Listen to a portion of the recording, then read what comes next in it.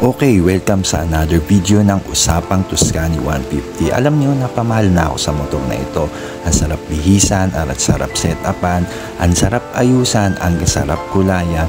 Ngunit sa mga di inaasang pangyayari ay meron pa rin mga ganito. Ganun pa rin talaga.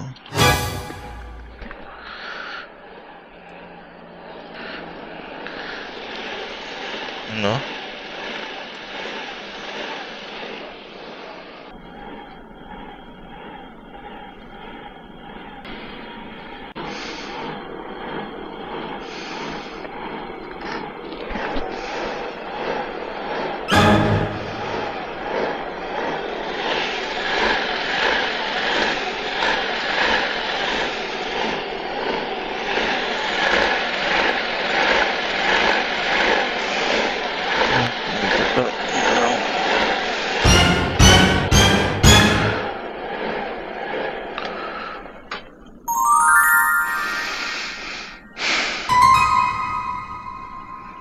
So ayun mga Earp, kahit matagal-tagal ko na rin tinitiis yung ganong problema ng Tuscany 150, no? So siguro kung pasulput-sulput lang, walang problema yun sa akin, no? And then check natin ngayon, tayo rin ay magpapa-PMS. Tatanong natin kung pasok ba sa warranty. Kasi nakalagay sa manual para sa engine. Hindi ko alam kung parts ba ng engine yun. Is 13 months or 17k kilometers. So mga nasa 5k kilometers pa lang naman tayo, no? Kaya papa-PMS na rin natin. Itong motor na to, syempre pang matagalan na rin natin to. At ginagamit ko rin to papasok ng opisina. Mahirap naman kung ganyan na lang ng ganon mangyari. And check natin kung susumpungin ngayon para din makakita nila. Pero yung video natin, ipapakita natin sa kasa na gano'n na nangyari. Pinag-aalala ko ang mangyari dito. Kung nga ganyan, naka-idle, nagsusumpong na gano'n. Pag binito ko yung preno, baka biglang umandar, makaka-perwisyo pa tayo ng ibang tao, no? And kung pinalala pa natin, pinatagal pa natin ulit yung ganito pangyayari, baka anong parts pa ng makina yung maano natin, masira, madamay dahil dun sa problemang yun, no? So hindi sumumpong ngayon. Ayan, laki ng compartment niya. Papa-PMS din ako, tsaka papapasok sa warranty. Katulad ng issue nun nga, biglang kahit naka neutral, bumobomba ng bumobomba. Oo. Maandar lang. Oo. Pati yung gulong umaano rin. Sana pumasok sa warranty yung mga Earp. Yun nga yung pinagtataka ko rin kasi akala ko nga rin baka panggilid lang, so pinalinis ko. Pinalinis ko na yung panggilid, ganun pa rin ni sir So ayun mga Earp, galing na sa kasa, nagpa-change oil na tayo, tsaka sinama ko na rin gear oil kahit di pa kailangan palitan. Sabi ng mekaniko doon, clutch spring daw ang papalitan. Tignan natin, pag hindi pa rin clutch spring, hindi ko na alam kung anong kailangan palitan. Sabi naman doon kasi hindi naman daw yung throttle body. So ang dami ko ng mekaniko na pagtanungan, throttle body, ganyan. Pag nagpalit tayo ng throttle body mismo,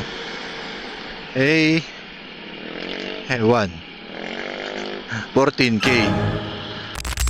What's up mga Earp? So kahapon yung video natin ay naputol, no? So may pinuntahan din kasi ako, tapos pinapabili nga ako ng center spring para sa panggilid, sabi dun sa kasa. Hindi ko lang napakita sa inyo yung video, pero ngayon ito pumunta ako dun sa isang garage shop para bumili ng spring nga. Pero hindi ako nakabili kasi sarado. Tapos pinuntahan ko na lang yung isa kong mekaniko na pinapagawaan. Tinanong ko kung ang sira. Sinabi ko na yung panggilid, yung sa center spring ba yon sa panggilid, sabi dun sa kasa. So ngayon, diniagnose dito sa sa pinagawan kong isang motor shop.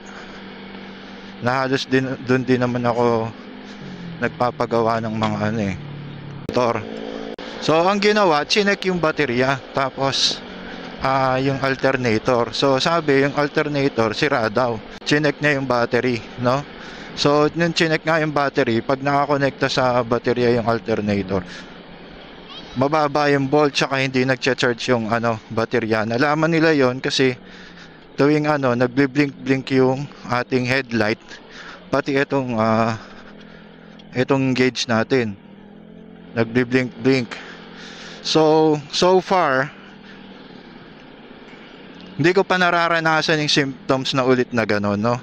Which is, para sa akin, thankful na ako. Kasi, kung throttle body talaga yung problema, is 14,500 yung natin papalit. So, ngayon, humahataw-hataw tayo. Hindi ko pa nararanasan, no? So, ang ginawa, pinalitan ng alternator, no? Kasi, sira daw yung alternator. Sabi nung nung naggagawa, may daw talaga sirain yung mga alternator nung sa stock nito. Kaya nung pinalitan, ayun, umokay na, nagpo 14 volts na yung natin, yung battery natin. Kasi minsan pag nag-i-start to, 9, 10, ganun lang. So hindi balance yung daloy ng kuryente niya dun sa makina natin. So ngayon, pag inon ko pa lang tong Tuscany 150, nasa 12.5 volts na agad yung yung ating voltmeter. So far, ito nga, tatry natin maya hanggang mamaya, dahil pupunta tayong San Pedro, kung ganun pa rin yung sakit, yung napugak-pugak pa rin. Kahit saglit ko lang gamitin yung motor, nagpupugak-pugak na yung silinyador. Na-lessen yung yung konsumo ng gasolina, kasi nga masyadong malakas sa gasolina yung ganun sakit, dahil kahit hindi mo ipiga yung silinyador, pa rin siya, pugak pa rin ang pugak. So tayo ngayon currently sa Daang Hari. So far okay naman. Ito lang talaga yung diferensya, no? Yan, so gumaganda na rin yung takbo ng motor natin. So ang kasukat nga pala niya, the alternator, is yung SkyDrive alternator. Yon yung nagko-connect sa may battery, tsaka sa doon sa may makina ba. Yan, tignan natin mamaya pag nasa San Pedro na tayo kung ganun pa rin.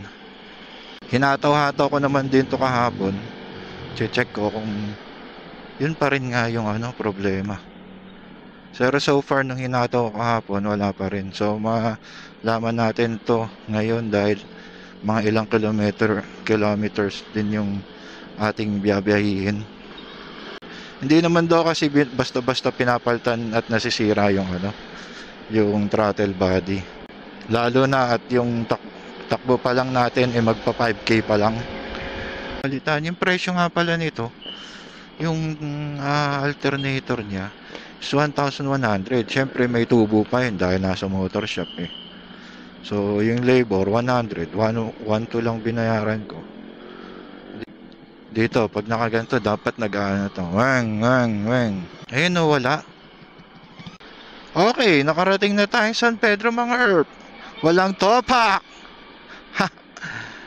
Walang topak si Tuscany ngayon. Lang pala, alternator. Hindi na tayo tuloy gumastos ng malaki. Parating tayo ng San Pedro nang walang kahirap-hirap sa motor natin.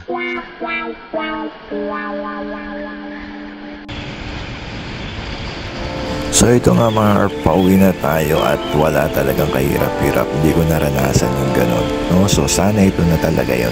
Finally. Salamat nga pala sa panonood. Paalam mga Arps. Thank you.